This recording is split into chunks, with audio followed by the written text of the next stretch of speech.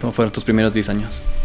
Un calvario. Y por suerte cambiamos de país. Tuve buenos padres, muy buenos hermanos. El tema de las autoridades siendo cegadas por el tema petrolero. Vean los desastres que hay por el cambio climático. Primero sequías, después inundaciones. No hay agricultor certificado en este país. Hay agrónomos, pero eso nunca te van a pegar una pala. Y es una de las pocas cosas que debo a Rafael Correa, que y el ministro de Agricultura de Brasil, a escondidas, vino a visitarnos acá para... Antes de iniciar el episodio de hoy, quiero pedirles un favor gigante. Si les gusta lo que estamos haciendo y si aún no se han suscrito, quiero pedirles de favor que se suscriban. Eso nos ayuda mucho más de lo que se imaginan. Les agradezco un montón y bueno, vamos a ver el episodio de hoy. Este programa es presentado gracias a Representaciones BL, innovando para impulsar el agro, y Notion, la solución en productividad que tu empresa, tu equipo y tú necesitan. Por favor, revisa los links de nuestros sponsors en la descripción y así apoyarse el trabajo que estamos haciendo. Cristian, ¿cómo estás? Bienvenido a un programa más de Sapiens 360. Hola, Edgar. Javier, perdón. Chévere. Una de las partes de lo que trato de, un poco para iniciar el podcast, lo que he tratado de hacer es que el invitado nos cuente un poco más de cómo es la historia de ellos. En este caso, quiero preguntarte a ti, ¿cómo fue tu infancia? ¿Cómo fueron tus primeros 10 años? Primeros 10. Ajá. Un calvario. Por las notas escolares estaba nulo. Y bueno, ya tuve siempre épocas a donde, por ejemplo, para entrar al colegio fui uno de los primeros en los exámenes, o sea, el segundo, y a los 3 años me sacaron del colegio por malas notas, por vago. Y por suerte cambiamos de país, yo vengo de Suiza y cambiamos a Francia, a donde, bueno, ya pasé los 10 años. Y lo mismo, entré a un liceo de allá, clases de 42 alumnos, los primeros, los buenos, en general las mujeres en las 2 primeras filas y los vagos como yo al fondo. Y por suerte mi papá tuvo que mudarse otra vez de regreso a Suiza y eso fue justo antes que me votaran. Entonces no fue una niñez tranquila. Tuve muy buenas niñez, muy buenos padres, muy buenos hermanos, pero el tema de las notas siempre fue algo que me molestó de semanas en semanas. Tú recibías la libreta el viernes o el sábado, ahí estaba fregado el fin de semana. Entonces, de ahí regresé a Suiza. En Suiza existe, yo tenía el sueño de ser piloto, y en Suiza existía una oportunidad de hacer un aprendizaje dual de mecánica fina, y con eso podía acceder a la escuela de piloto una vez terminado este curso de 3 o 4 años. Y cosas de la vida, papá, estábamos en una ciudad pequeña, conocía a sus padres de ejecutivos, y él que ofrecía la plaza de aprendizaje le dio los exámenes el día anterior, y mi papá, por honestidad, dijo, bueno, vamos a ver si sabes contestar. Yo no contesté ninguna.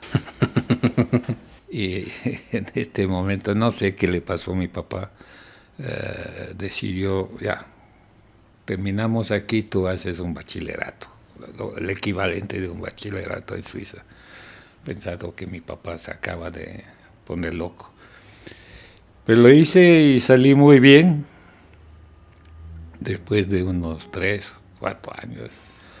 Lo que estaba malísimo de matemática, algo en Francia que tenía 3/20, te imaginas el nivel. llegué a finalizar el examen de bachillerato a 5/6, así que estaba muy bien. Y de ahí, ¿qué hago? No tenía ni idea de qué hacer. Entonces empecé a revisar los catálogos de las dos escuelas politécnicas que hay en Suiza, la una en Lausanne y la otra en Zúrich. Empecé a revisar las carreras y la idea de la revisión era revisar las que menos matemáticas tenían. Y ahí caí en agronomía y en la Escuela Politécnica de Zúrich, y ahí sí empecé. Y lo terminé bastante bien.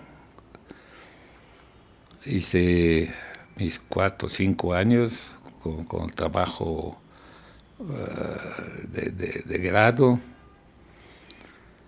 Y de ahí a buscar trabajo. Y a mí me sonaba ir a América Latina. Eso era mi sueño. Acuérdate que antes de ¿cómo se llama? La atractividad que hay hoy en día para Asia, la atractividad era Latinoamérica. Y uno de los países a donde aspiraba cada uno era Brasil. Y apliqué en Nestlé, porque tenía un hermano que trabaja en Nestlé, que estaba en Brasil, y recibía al mes una nota que ya no estaba para eso. Entonces busqué otro, me ayudó la universidad a buscar otro trabajo, encontré otro puesto en una multinacional que estaba, no te olvides que esa época Nestlé tenía una cifra de negocio de aproximadamente 10.000 millones de dólares, no más. Y la donde entré yo tenía algo como 4.000 millones. Y no estaba un año ahí que Nestlé compra esa otra, y así entré en Nestlé, a donde me quedé 35 años. Entonces, bueno, siempre hay problemas en esas fusiones, de esas compras, de inseguridad. ¿Qué voy a hacer? ¿Cómo me van a posicionar? ¿Me van a dejar trabajar o me van a sacar? Y pasado eso, empezamos una cosa interesantísima. Nestlé había decidido armar una nueva generación de centros de investigación. Antes se tenía todo en un sitio relativamente pequeño, pero de alto nivel, pero decidieron especializarse, y pude colaborar en la construcción del primer centro de investigación y desarrollo que creó Nestlé en Berna, en Suiza, y dedicado exclusivamente a la parte lechera. Y ahí me quedé 10 años buscando subir adentro de la jerarquía del manejo de proyectos, y estaba como jefe de grupo de proyectos, puesto interesante, y de golpe me llamaron a una oportunidad nueva, que era construir un centro de investigación y desarrollo, pero aquí en Quito. Entonces, bueno, fue una historia poco larga para llegar a Quito. Había varios países en competencia. Perú no se quiso ir por el tema que había una dictadura en este momento. Colombia solamente quería La Plata, no quería el centro. Y aquí sí tuvo una receptividad, y firmamos un convenio, un contrato. Y ese contrato era con la Junta Militar, pero ya había planificado la democratización del Ecuador. Pero cuando llegó acá ya estaba Roldós, y Roldós no iba a reconocer algo que hizo la Junta Militar. Entonces me pasé año y medio renegociando el contrato, que era, al fin de cuentas, una cosa que nunca se respetó. Nos daban facilidades de importación de máquinas y fue tan complicado el proceso que nunca lo usamos este contrato. Y empezamos yo llegué en el 79, el 80 compramos el terreno que está ahora en el Valle de Tumbaco, a donde está el Hospital de los Valles. Y en el 82, a principios del 82, empezamos la construcción. Inauguramos esto con el presidente Hurtado en el octubre del 83, por ahí. Y ahí empezamos a trabajar para todo Latinoamérica, desde México hasta la Patagonia, y haciendo proyectos para los diferentes mercados.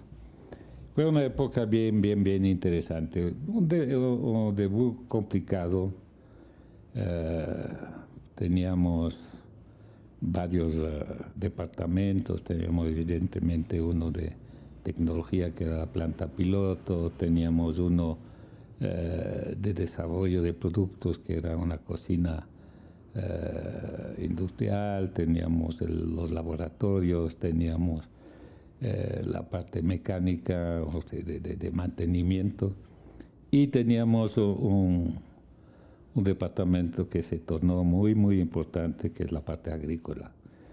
Así que en ese centro se trabajaba toda la cadena desde la semilla hasta el producto terminado. Y es así que de viajes en viajes a mercados fui a vender proyectos, fui a captar proyectos para los diferentes mercados, los importantes. Evidentemente, al principio trabajé para Venezuela, para Colombia, mucho para Brasil, para Chile, un poco para Perú, mucho para México, y eso fue la zona de actividad nuestra. Y esos fueron los proyectos a la demanda, a la carta, si tú quieres. Pero había otros a donde teníamos derecho en esa unidad de hacer nuestra propia investigación, y eso lo trabajamos mucho en la parte tecnológica, a donde hay una historia interesante. Al principio tenía un jefe de laboratorio inglés, doctorado en Inglaterra, y él era fascinado para escribir un artículo, ¿cómo se llama?, científico en la publicación de la Academia Real de Ciencia de Inglaterra, y me pidió un poco de espacio de tiempo para analizar la población bacteriana de las chichas de la sierra. Eso era su trabajo. Y sacó una colección de bacterias bien interesantes, con funcionalidades curiosamente bien diferentes. Hasta una bacteria láctica que no existía, que no había sido observada. Y publicó eso, se fue absorbido por la Nestlé en otros departamentos, y nos quedamos con esa información guardada. Y un día se nos ocurrió de ver si podíamos industriar la chicha. Entonces empezamos a trabajar eso, y era bien complicado hacer eso de manera industrial, porque había una pelea entre bacterias y levaduras que complicaba el resultado. Finalmente abandonamos y trabajamos solamente con las bacterias, y sacamos un producto que era un insumo para la industria, una masa de arroz fermentado que se podía usar en varias aplicaciones. Por ejemplo, hicimos mayonesas light, hicimos productos para bebé, hicimos yogures, y eso vendido a los diferentes mercados. Y esto fue uno de los éxitos grandes. Desgraciadamente no se lo utilizó a su plenitud, pero sigue latente. Yo creo que con todos los problemas que tú tienes hoy en día de la comida, la crítica a la comida ultraprocesada, yo creo que es uno de estos elementos que nos puede hacer la diferencia, porque además de ser funcional y ser económico, hay la parte de las bacterias vivas, que son unas cosas que vimos que una de las bacterias más eficientes en este proceso eran las probióticas. Entonces ahí sí hay esa posibilidad que está latente. Y por otro lado, iniciamos la parte agrícola. Uno de mis primeras encomiendas por parte de Nestlé era la recuperación de la quinoa. Quinoa había desaparecido del mapa. Y empezamos a trabajar ahí. Desarrollamos variedades nuevas, desarrollamos sistemas de cultivo nuevo, sistemas de cosechas nuevos, y terminamos fomentando una asociación de productores de quinoa en el Ecuador.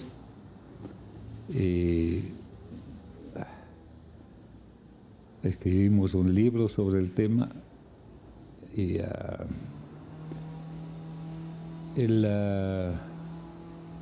el problema es que justo en ese momento Europa tenía un problema grave de inflación, la gente no tenía dinero y nuestro cereal era carísimo para vender a los europeos. Se cayó, vinieron gente de Bolivia, vinieron gente de Perú, sacaron la tecnología que habíamos desarrollado, y hoy lo curioso es que aquí en el Ecuador no encuentras quinoa, pero tenemos que importarle de Bolivia y del Perú. Otro aspecto interesante fue el trabajo con café y cacao. Sabes que para Nestlé café es una materia prima muy importante. Una gran parte de la cifra de negocio es evidentemente el Nescafé, más ahora los Nespressos. Y estaba buscando Nestlé hacer una investigación ahí para mejorar las variedades, ver si podíamos hacer una variedad sin cafeína, una variedad resistente, más fácil de industrializar. Y en esto se conformó cerca de Quito, en las alturas de Nanegalito, un banco genético. Trajimos variedades del mundo entero: Etiopía, África, Asia. Trajimos las variedades de Colombia y sembramos ahí. Y eso es uno de los resultados interesantes de este trabajo, que el efecto colateral es que de golpe Ecuador se tornó un país cafetero. Se fueron a aprovisionar de las variedades en ese jardín clonal, y ahí hoy en día tú tienes una oferta de café que es absolutamente fantástica. Hay una variedad que salió de ahí que me dicen que es una de las mejores que hay, tema gustativo, y que muchos cafeteros del Ecuador están utilizando. Y entonces ya es algo. La otra cosa interesante en la parte agrícola, nos vinieron a preguntar Nestlé Estados Unidos, Nestlé Francia, que buscaban cacao arriba. Ya no había. Bueno, no había por los americanos que no querían pagar el precio, pero los franceses sí estaban interesados para lanzar la primera variedad de chocolate con alto porcentaje de cacao. Y como no había, nos metimos a desarrollar métodos de cultivo, variedades. Hicimos un concurso en la costa para detectar el mejor árbol de cacao que hay en la costa. Hicimos una emisión de radio con un premio de $1000 al que el mejor árbol tenía. Y sacamos de ahí 12 variedades interesantes que entregamos a INIAP. Y hoy en día, en vez de exportar $80 millones de cacao, estamos exportando 400 millones. Sí, y nos volvimos a tornar un jugador importantísimo en el mercado internacional del cacao. Así que son dos cosas que yo estoy personalmente muy orgulloso y que fue un aporte directo de esta unidad al país. Y eso más o menos los logros del parte tecnológica y agrícola. Y había un dictado interesante de la casa matriz en Suiza de abrirnos un departamento orientado a los problemas sociales, los problemas de desnutrición, de enfermedades. Y empezamos ayudando a un proyecto grande que era el proyecto DANCE, que era medir el estado de nutrición de niños de menos de 5 años. Y ahí armé unos laboratorios móviles y durante 2 años fuimos a recolectar muestras de sangre y mediciones del estado de los niños. La medición de la sangre se hacía en Suiza para estar bien desglosado toda la problemática, a más de la anemia, todo lo que puede faltar en un niño así. Y ahí descubrimos que estos chicos quedaban chiquitos porque le faltaba zinc.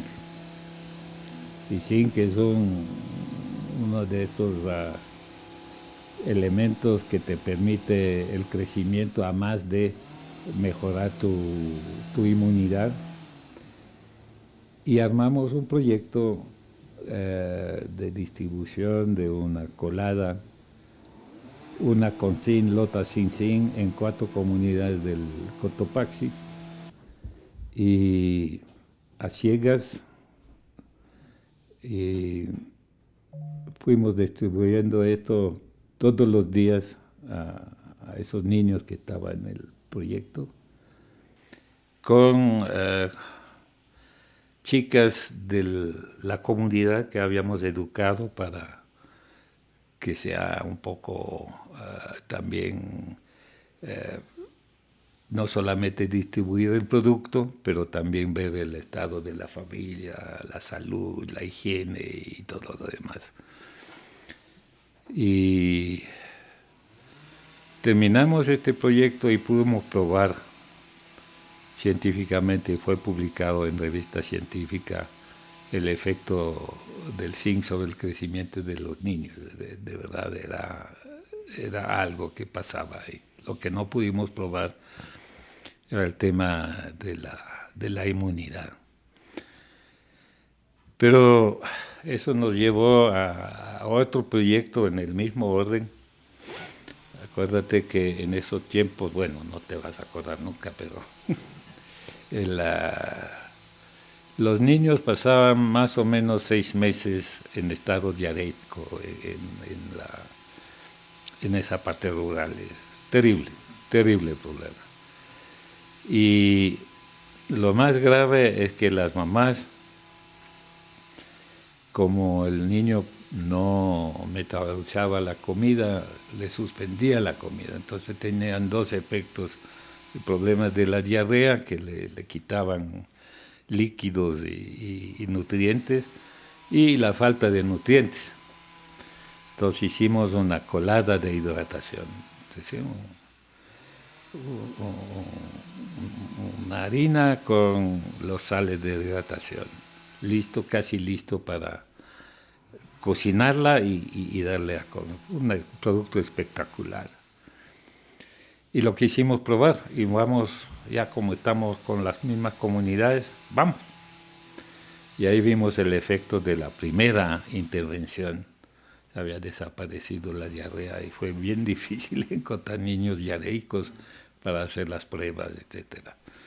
Pero sí, finalmente lo logramos. Vino la Organización Panamericana de la Salud a ver, y bueno, a Nestlé nunca van a comprar algo, la OMS, pero sí se interesaron y hicieron su propio trabajo posterior.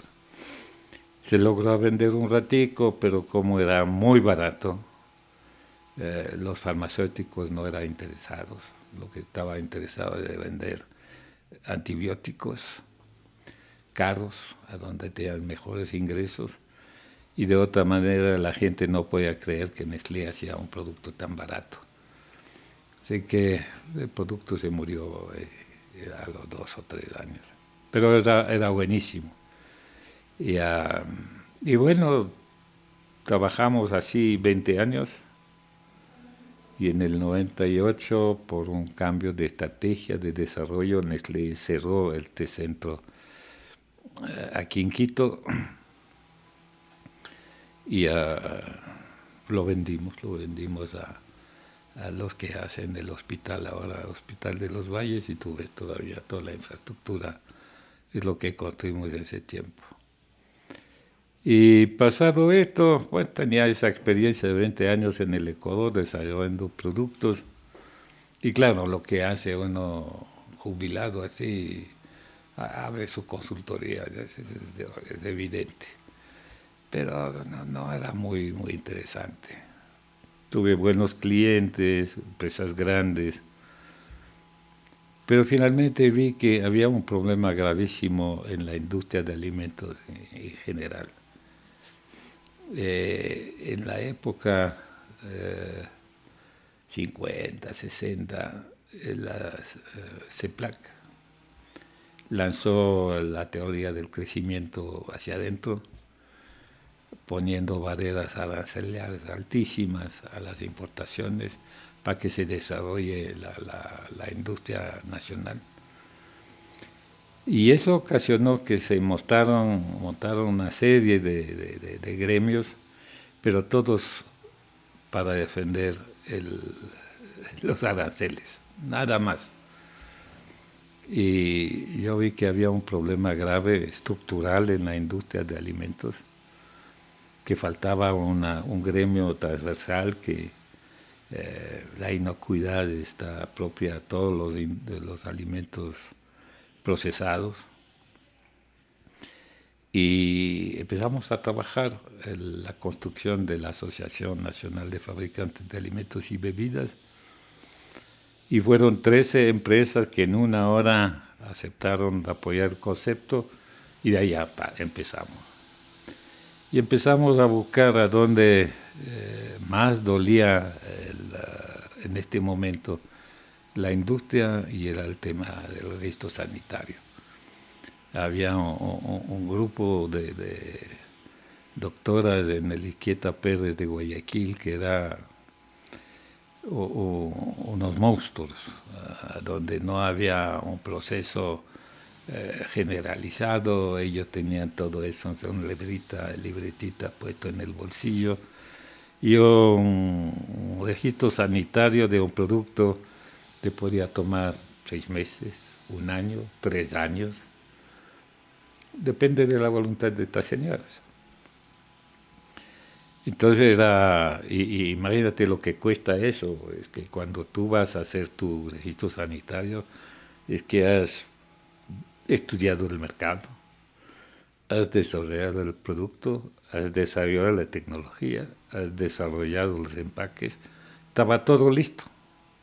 Sin embargo, tenía que esperar de la buena voluntad de estas viejas para eso y nos puede tomar tranquilamente un año. Entonces lanzamos una campaña para cambiar el modelo. El modelo no era controlar papeles, pero controlar productos. Certificar a empresas que están haciendo bien su trabajo, que son profesionales en esto. Y se controla en el mercado.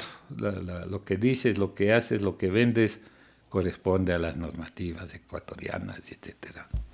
Un poco como una licencia de manejo, a donde pasas la licencia, puedes manejar un carro rojo, un carro verde, un grande, un chiquito, ir a donde querías, es lo que impedía el registro sanitario de este tiempo.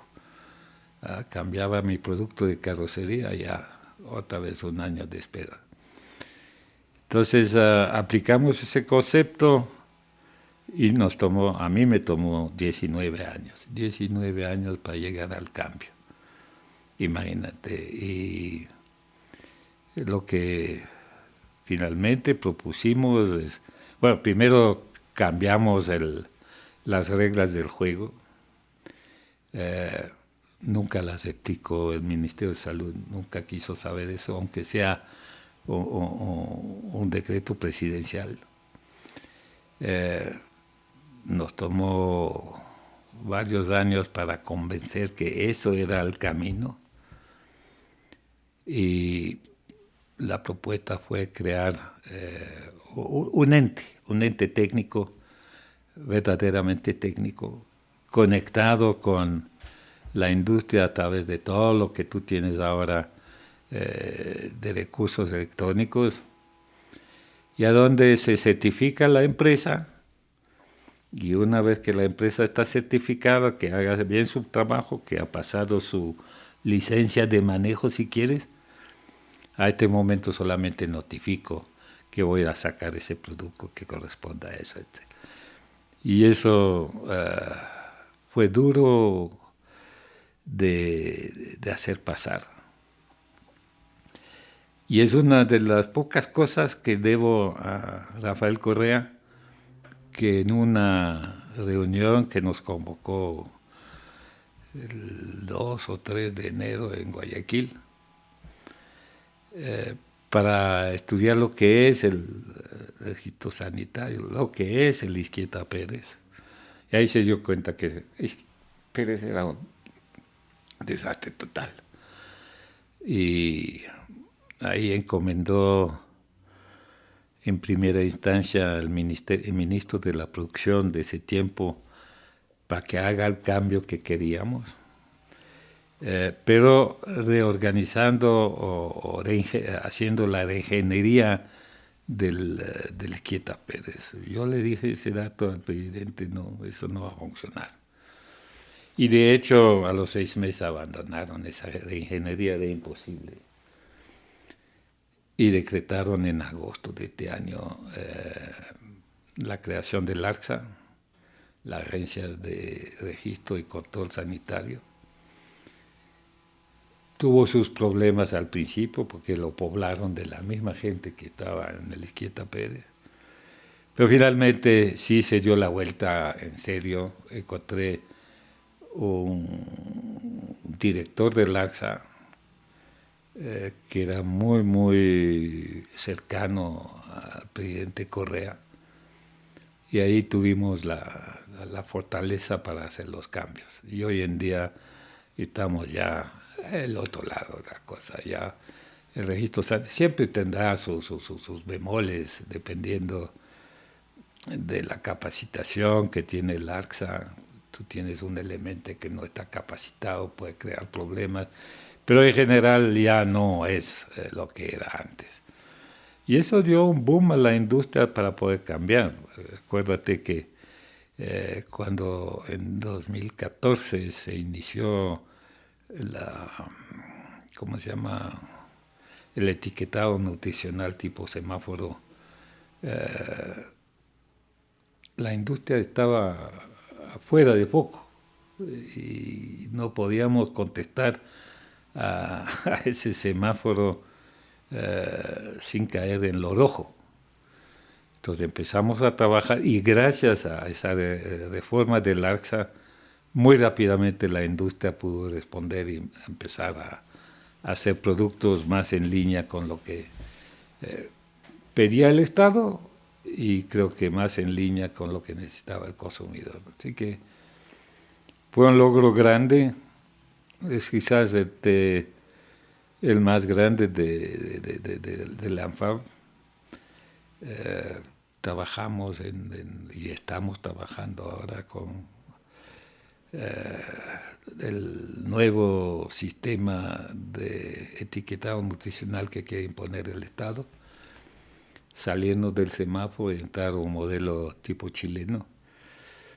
Ahí estamos, es decir, hemos conquistado algo y lo que hemos hecho, que creo que es importante, es que el nombre de ANFAB sí esté reconocido y cuando se habla de alimentos, la primera reacción es llamar a ANFAB. Yo creo que con eso estamos muy bien con el Ministerio de la Producción, muy bien con ARCSA, muy bien con el Ministerio de Agricultura, porque nuestra materia prima es una materia prima nacional. Y ahí estamos abanderándonos de varios proyectos. Uno grande que tenemos ahora, que es el proyecto CREA, que es Camino a la Reactivación del Ecuador Agroalimentario. Ecuador Agroalimentario es un concepto que ANFAB lanzó hace 4 o 5 años y es financiado por la Comunidad Europea, que ve en este concepto una posibilidad de mejorar las condiciones tanto del campo como de las industrias y que además a finalizar este proyecto estén en capacidad de exportar a la Comunidad Europea. Estamos finalizando el primer año, tenemos 38 MIPYMES y 22 organizaciones campesinas que están diagnosticadas, que están ahora en la lista de mejoras, con capacitación, con inversiones en ciertos detalles que necesiten. Y terminaremos en 2025 a ver cómo habrán evolucionado los indicadores de las exportaciones a la Comunidad Europea. Proyecto interesante y aunque sea chiquito, en tamaño de las empresas participando, a venderlo a las autoridades, mostrarlo a las autoridades, les abre los ojos de cómo a futuro se podría trabajar. Yo creo que esos son de esos impactos importantes de este proyecto. Y ahí sí te he hecho el recuento de, ¿qué? 50 años, 60 años, 40 años. Toda una vida. 40 años de aquí, más 10 años, son 50 años, sí. Comencemos, bueno, hay varias cosas en las que se pueden ahondar. Comencemos en una de las cosas que me parece súper importante. ¿Por qué crees qué es lo que te llamó tanto la atención de la agricultura aquí en Ecuador que tiene ese potencial? ¿Crees que se tiene aquí en Ecuador ese potencial? Seguro, mira tú, sácanle la nariz de las fronteras del Ecuador y vean los desastres que hay por el cambio climático en Italia, en España, en Estados Unidos, primero sequías, después inundaciones. Trágico, trágico. Aquí estamos bendecidos. Tenemos agua, tenemos tierras, tenemos climas, ya que estamos listos para contribuir a la alimentación mundial. El problema es que las autoridades siendo cegadas por el tema petrolero, siempre la orientación era hacia el petróleo. Y no nos olvidemos que en el petróleo Si es verdad que exportamos 8.000 millones de dólares de petróleo, importamos casi la misma cantidad para los combustibles. Y además subsidiamos esos combustibles. Así que creo que el negocio ya deja de ser primordial. Puede hacer cuando no había nada en el Ecuador. Y además el impacto sobre el empleo es bajísimo. A cambio, el agroalimentario, el 40% de la población que trabaja formalmente está en el agroalimentario, que sea en el campo, que sea en las fábricas. Un montón de gente. Y además, lo que ese sector puede exportar, que este dato está todavía, no diría rudimentario, pero poco expresado el potencial del Ecuador. Podemos hablar del camarón, podemos hablar del banano, podemos hablar del café, podemos hablar del cacao, quizás de los brócolis, y ahí se apagó. Entonces, sí hay que darle una importancia a este sector, muy grande, tiene muchos problemas. El campo se está envejeciendo, la población que trabaja en el campo, jóvenes no quieren quedarse ahí, los que se quedan no tienen las herramientas para hacer una producción agrícola competitiva y inocua, aplicando buenas prácticas agrícolas. Es decir, hay grandes problemas. La formación de esos agricultores, no hay agricultores certificados en este país. Hay agrónomos, pero eso nunca te van a pegar una pala, una cizalla, nada. Lo que temo es que el agricultor mismo, el que trabaja de verdad la tierra, esté mejor formado en cuáles son los componentes de la tierra, cómo usar mejor la tierra, cómo usar mejor el agua, cómo encontrar las mejores variedades, por qué cambiar cada año de semilla, no reutilizar la misma semilla, cómo organizar la post cosecha, cómo organizar la venta de estos productos. Entonces, un montón de cosas sueltas, y con nuestro proyecto de Ecuador Agroalimentario justamente eso, ayudar a la construcción de una cadena de valor que sea coherente y que parta de las necesidades del consumidor, no del potencial que cree que tenga el agricultor, porque eso crea las problemáticas que siempre hemos visto sobre oferta y quiebras, sobre ofertas y quiebras. Lo que queremos es linkear esas empresas al comercio nacional, comercio internacional. Y los que saben de esto son los grandes empresas de comercio acá, que son las grandes cadenas de supermercados, y la industria transformadora. Ninguno de estos dos va a trabajar a pérdida, va a trabajar para satisfacer un consumidor. Entonces, repercutir ese conocimiento de manera lógica al campo, y sobre esa base crear lo que siempre insistimos, que recién salió finalmente una ley en ese sentido, de la creación de cooperativas, a donde hay una planificación, hay una mejor vigilancia de los cultivos, una mejor vigilancia de la post cosecha, y es un punto de aterrizaje de justamente toda esa información que viene del mercado a través de las empresas, donde se puede hacer verdaderos contratos de abastecimiento.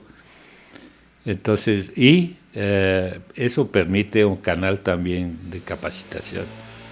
Y lo que queremos invitar al Estado, que en paralelo a este trabajo organice ciertas cosas que necesitamos. por ejemplo, la digitalización del campo, que es un desastre este rato. Eso impide muchas cosas, muchas actividades comerciales, técnicas, y también la formación profesional de estos niños. Entonces creamos las escuelas del milenio en mitad del campo, y lo único que quieren esos niños cuando salen de esa escuela del milenio no es regresar al campo, es aplicar lo que aprendieron ahí, a manejar la computadora y salirse a buscar trabajo en otra parte. Entonces lo que hace falta son para hijos de agricultores, son de verdad escuelas agrícolas. Yo te repito, soy suizo, y en este país hay verdaderas escuelas agrícolas, donde el niño sale de la familia porque el papá no puede enseñar todo. La ciencia ha avanzado y el conocimiento también. Entonces se va a estas escuelas y aprende a manejar. Yo he visto escuelas a donde ya se les enseña la gallina de campo, cómo manejar eso, la parte biológica, orgánica, cómo se maneja eso, etcétera, etcétera, etcétera. Y eso lo haces de acuerdo a la región a donde está implementada la escuela. Evidentemente, en la escuela de Berna no vas a enseñar a hacer café, vas a enseñar a hacer leche o cosas así. Y un lugar a donde hay vino le vas a enseñar a cultivar la uva. Y esas son las escuelas que nos hace falta aquí. Un centro a donde está banano, para que el chico se maneje bien el tema del banano, a donde hay café, para que maneje bien el café y el cacao. Y este tipo de... Y además de esos grandes rubros a donde se le va a entrenar por las peculiaridades de la zona, se le va a enseñar que teniendo 5 hectáreas de cacao, puede también vivir con 20 gallinas, con cómo hacer un criadero de cerdo, por ejemplo, cómo alimentarse en una huerta familiar. Es increíble, increíble. Yo tengo una pequeña finca, nunca logré a que se interese a hacer su huerta para sembrar unas zanahorias o nada. No, ya me dedico a otra cosa, a la vagancia. Entonces, son estas cosas que hay que pensar, y es allí donde el Estado puede apoyar. Con esto lo que me deja un poco de inquietud es, en Suiza, ¿a partir de qué edad comienzas a enseñarles a ese tipo de escuelas vocacionales enfocadas a la parte de la agricultura? Porque creo que se podría, hasta cierto punto, quitarle cierto tipo de libertad a las personas, de libertad de elección en este caso. Decía, de los pequeños, desde que son pequeños les enseñas, esto es lo único que puedes dedicarte a hacer. Y en lugar de tener, por ejemplo, una computadora, creo que le quitaría un poco ese tipo de posibilidades que podría tener. No es nada obligatorio, eso tú lo decides tú. Y en general es, en vez de entrar a un aprendizaje de mecánico, de pintor, de lo que sea, entras a esa escuela a los 16, 17 años, y ahí te vamos a hacer un agricultor que puede ganar su vida. Entonces, no es obligatorio. Y en general el dueño de la granja o el chico interesado lo hace por su propia voluntad. Y el dueño de la granja quiere que sobreviva la granja. Entonces puede convencer a su niño, pero no es nada de obligatorio. Claro. Chévere. En tu tiempo en Nestlé, cuando te encontrabas con bueno, imagino que tu trabajo estabas obviamente en Tumbaco. ¿Eso era un trabajo más que todo de escritorio o era también un trabajo en el que tenías que salir al campo a explorar un poco la parte agrícola? Bueno, yo bajaba por lo menos 3 meses al año, si no al campo, por lo menos a visitar los mercados. Y los mercados me llevaban a las fábricas a ver los problemas. Y Al campo, sí, al campo era regular aquí. Teníamos, además de café y cacao, estábamos con papas, buscando papas para congelar. Estábamos con la quinoa, estábamos tratando la uvilla, estábamos tratando los espárragos, oye, estábamos un mundo de actividades agrícolas, pero sí, siempre pensando de cómo podemos unir esas dos cosas en la parte tecnológica, sacar productos. Y ves, por ejemplo, cuando hicimos nuestro tema del cacao, logramos a desarrollar un cacao resistente a la escoba de bruja, que es un mal que te puede terminar un cultivo. Y así fue en Brasil. Brasil perdió 140.000 hectáreas de cacao debido a una infección de la escoba de bruja. Y el ministro de Agricultura de Brasil, a escondidas, vino a visitarnos acá para enterarse de cómo hemos logrado a desarrollar esas variedades. Nos mandó después la delegación de la gobernación del estado de Bahía, que está el centro de cacaotero de Brasil. Y con ellos con Nestlé en Brasil, y nosotros hicimos esa triangulación para revivir eso. Yo me fui a visitar esas cacaoteras. Era un desastre, parece que se había quemado completamente, hectáreas a hectáreas. Y lo curioso, yo en nuestro proyecto el cacao gastábamos algo como $600,000 al año, es lo que gastábamos para llegar a donde hemos llegado.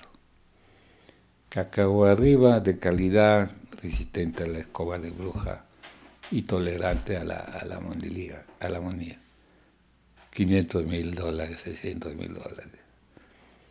Allá en pleno centro de ese desastre estaba un instituto brasilero que estaba pagado con una cuota de cada exportación recibía dinero. Tenía un presupuesto de $75 millones sembrado en el desastre. Increíble, no era de no creer.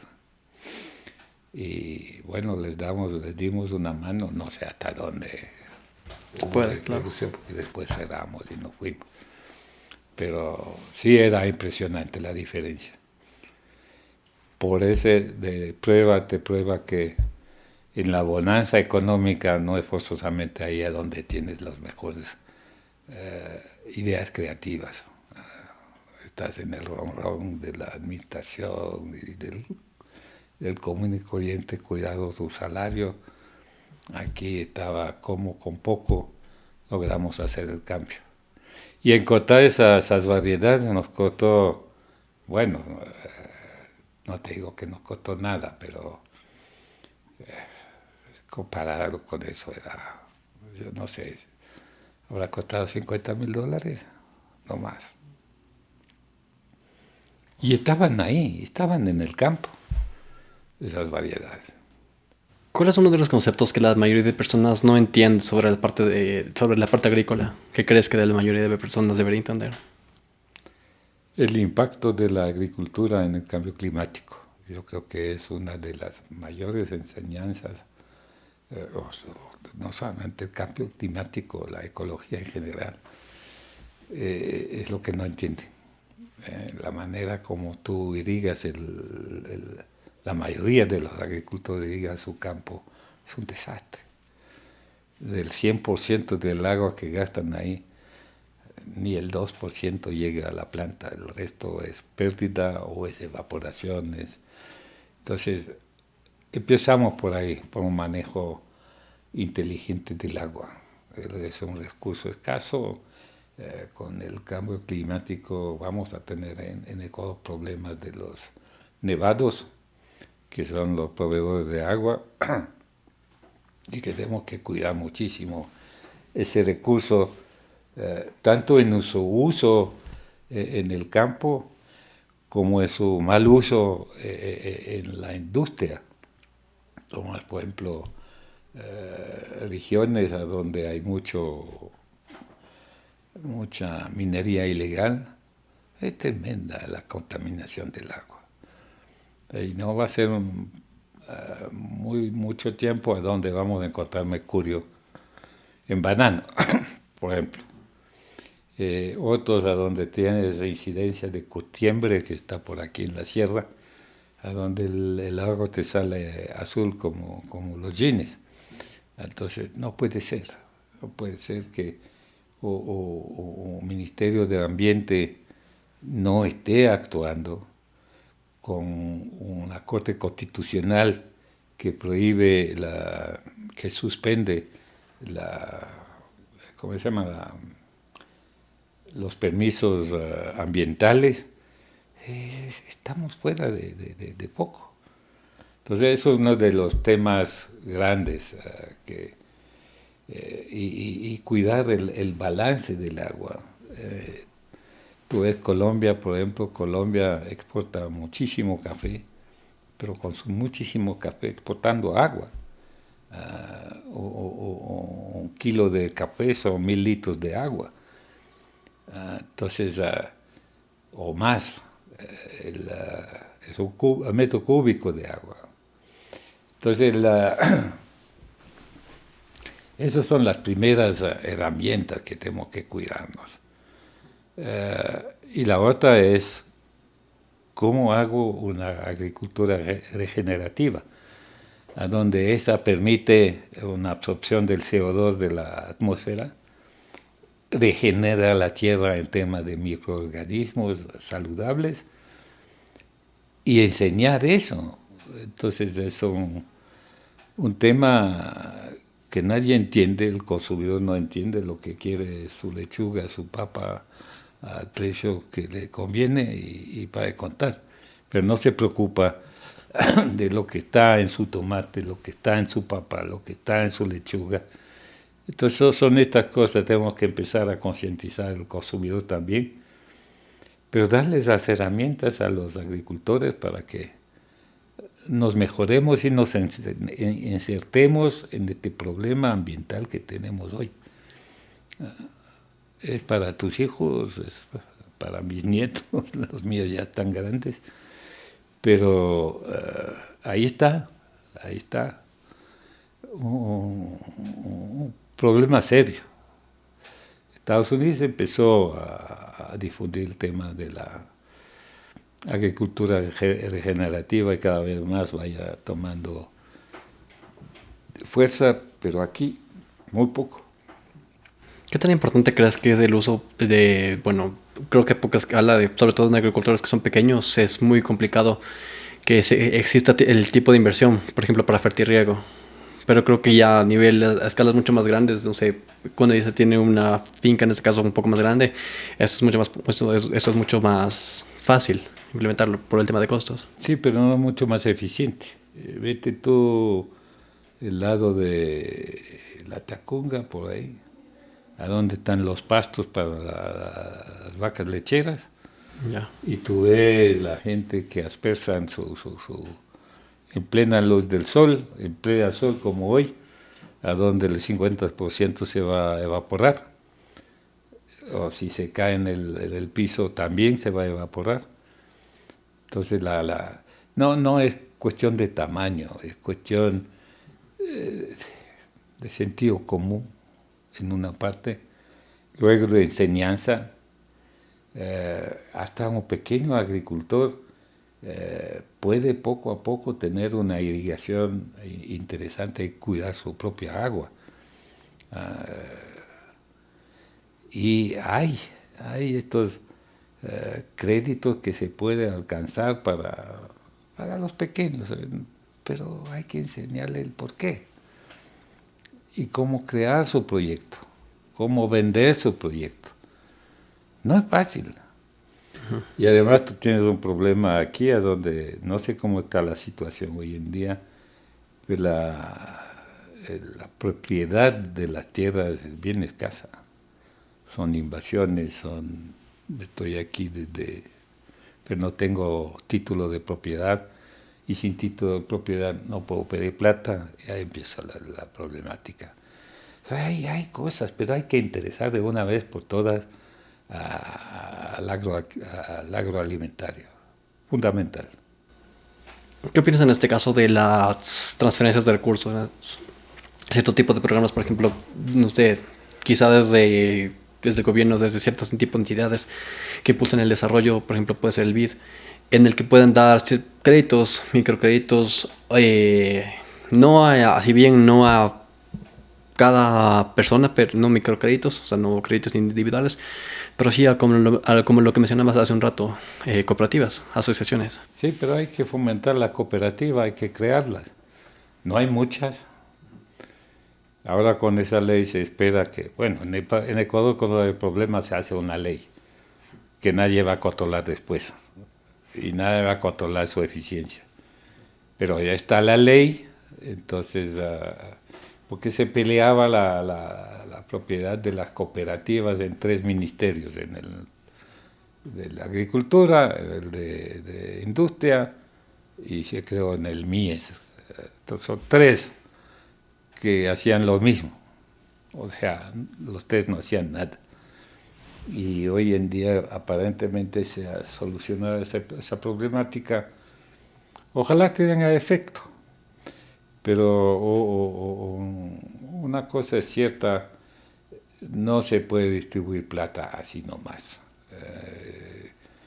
Hay que ver el nivel de recipiente de esta plata, no para prohibirle la plata, pero a formarle para recibirla.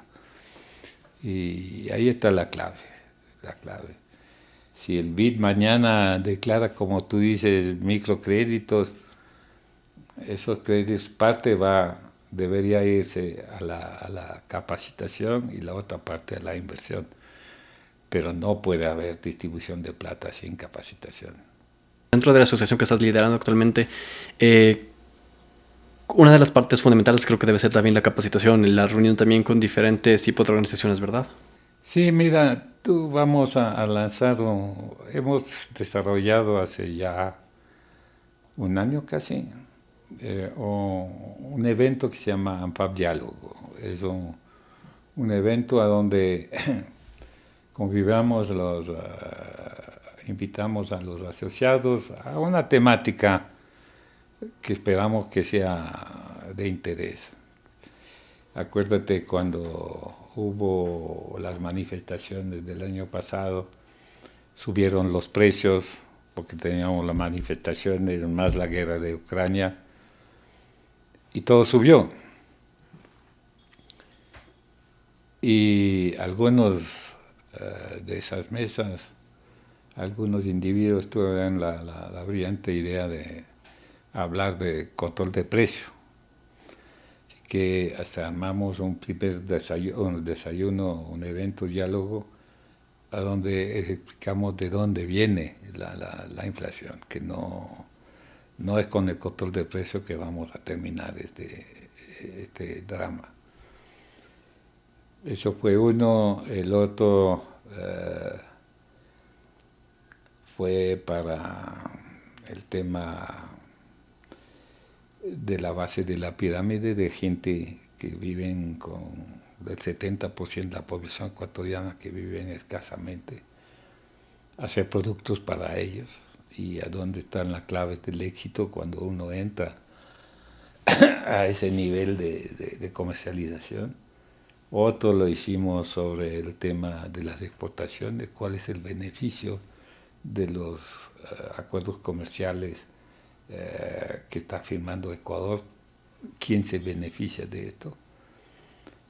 Y en 15 días vamos a armar uno con la sostenibilidad, y es a donde estamos orientando o motivando a las empresas de ANFAB ahora a todo el tema de la responsabilidad social, la sostenibilidad ambiental, sin olvidarnos de la sostenibilidad económica. No puedes tener sostenibilidad social si no, tu empresa no gana dinero. Entonces, ahí meternos a un conversatorio de estos, a ver, para motivarles a tener indicadores que están a tono con lo que necesita el mundo ahora. Y una cosa que es importante es que sí, y creo que el seguimiento involuntario de los diálogos que hemos hecho, es que si quieres exportar, a beneficiarte de esos acuerdos comerciales, tienes que cumplir una serie de normativas que no exige el mercado nacional, pero que te va a exigir el mercado internacional. Exportar a Europa hoy en día es una cosa súper complicada, a donde el Pacto Verde de la Comunidad Europea es una cosa inevitable de cumplir, si no, ni sueñas entrar. Y hay ahí toda una serie de indicadores, el trabajo libre, de trabajo infantil, el trato justo, la certificación de no desforestar. Entonces hay un montón que tenemos que aprender acá. Y es lo que estamos tratando de motivar en nuestra asociación. ¿Qué es lo que probablemente no te cuentan sobre o de lo que no se habla cuando estás en este tipo de reuniones con varios, no sé, directores de diferentes organizaciones? ¿Qué es lo más difícil cuando tratas de llegar a un acuerdo, cuando tratas de explicarles cierto tipo de idea? Mira, nosotros no podemos imponer. Un gremio no es un ente operativo per se.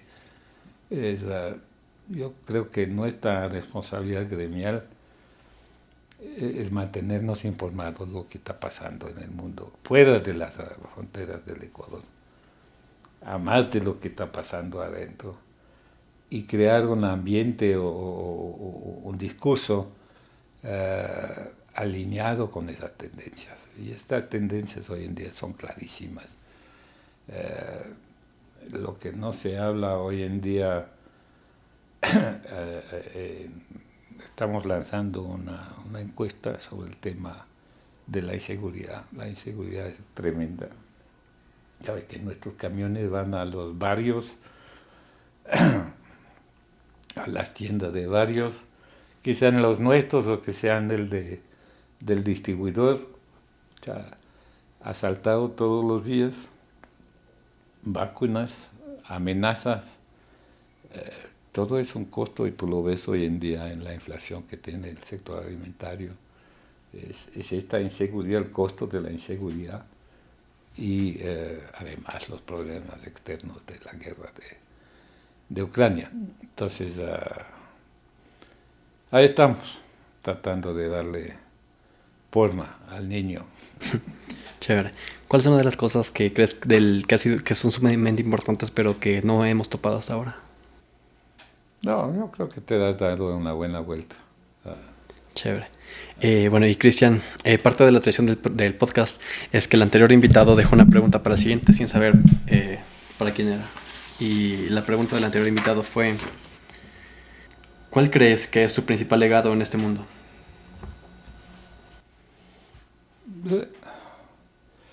Yo te diría, tengo tres. El uno es lo que te conté del café y del cacao. Y el otro lo que te conté del registro sanitario. Con estos tres me voy a la tumba bien tranquilo. Chévere, Cristian, ha sido un gustazo tenerte acá. Gracias por la invitación y me ha hecho hacer un recorrido por mi vida interesante. Chévere, muchas gracias.